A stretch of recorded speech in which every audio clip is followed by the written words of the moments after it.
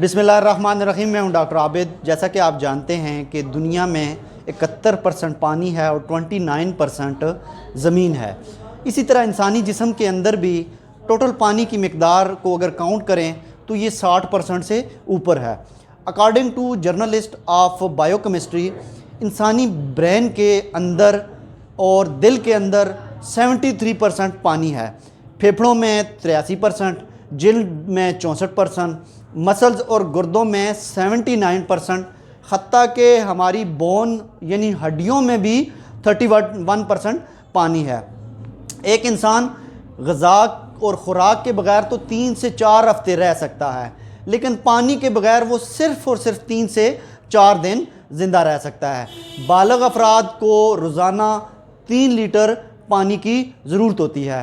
पानी पीने से इंसानी जिस्म में मौजूद जहरीले मादे पेशाब के रास्ते खारिज हो जाते हैं। इसके अलावा हाजमे का अमल, ब्लड सर्कुलेशन, थूक की पैदावार, बॉडी टेम्परेचर को मेंटेन करने में भी पानी का बहुत अहम किरदार होता है।